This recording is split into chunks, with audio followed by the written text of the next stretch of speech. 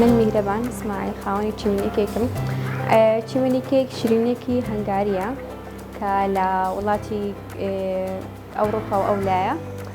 ئەمنیش هەر لە منداڵی و دەستاوی شیرینیم هەبوو بەخۆم، بەس بدایەت فکری ئەو بستنسەیکە لە بۆم هات.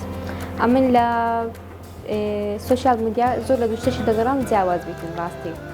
ئەوزە چیمینێکی کە گەڕام لە هەولێرە نەبوو، بەس لە دەوروبەری هەولێر هەیە، بەس لە هەولێر بەردەست نەبوو.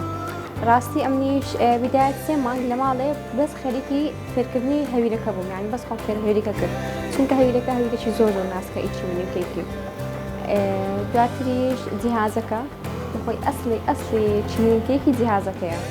ئەگەر ئەو جیهازە نەبا ینی نەزاحەت نێدەینە ئیشەکەم کە دای بنێم، بەس 1 مانگ ئەو جیهازێ بنە بازارێک دەگەڕام. ئەویش بە ئاخری شخصیشان پێ گوتم، گوتیانەکەن ئەو شخصی هەیە کە لە سین هینایەتی ئەویش جیهازەکەم لەوی کڕیەوە.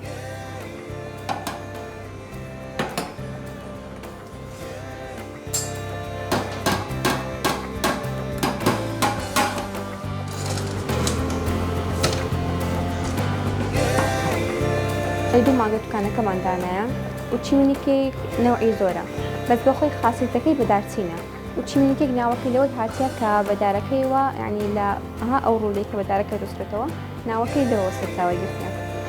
لێرانە ئەمە بە نوتێلا و فستق زۆر دەڕەوە، خەڵک زۆری حەز لێیە، بەس بەخۆی سادەی بە دارچینە کە نەک بەس شیرینیە، ئەو بە شیرینێک نییە. ئێستا ئەم بەخۆم لێرانە لەگەڵ چای دێخۆم بە سادەی، تامەکی زۆر یعنی لە سەمون خۆشترە و سادەی هەیە، بەهەنجینی هەیە لە ئەو کەسانی کە شکریان هەیە یان دایت دەکەن، بەهەنجین هەیە، بە سادەی هەیە، دەتوانین بۆ نەوەش پێشکەش بکەین.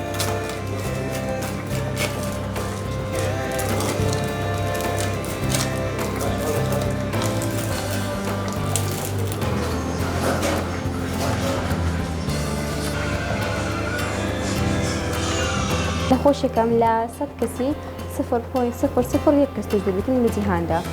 طبعاً ئەوە قسەی دکتۆرێکی گەورەی ئەمن ئەو قسانەکە دەکەمەوە لە هەموو جێی شتانی لە بپرسین زان نەخۆشیەکە کۆکوونیە، بەخۆی زۆر کەس بەو نەخۆشیی وەدەمریتن نازانی کە هیچی.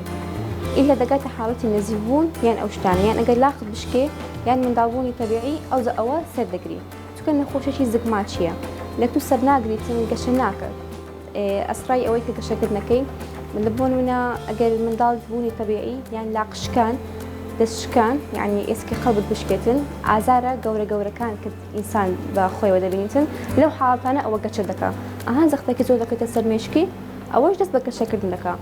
طبعاً ئەمن بدایەت ساڵێک لەسەر جێ بووم، هەر یعنی نەمتوانین بڵم بەڕێیدا، ئیلا دەبا کەسێک هاوکاری کردبم. ئەویش هاوکاری گەورەم، یعنی پیاوەکەم بوون و عائیلەکەم بوون و هەر هەمیان عائیلە پیاوەکەم ئەوانە زۆر پشت بوو لە نەخۆشیەکەم.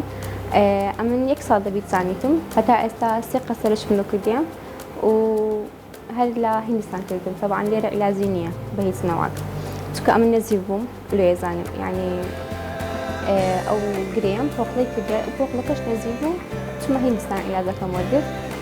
ئێستاکەش زۆر خەڵک دەپرسن دەرێن لەو ناچ چارەسەری خۆ بکەی لە کۆمنت و ئەو شتانە. ڕاستی وەیە چارەسەری هەیە، بەس لە بۆمە چارەسەرەکەی کلفەکەی زۆرە بەداخەوە.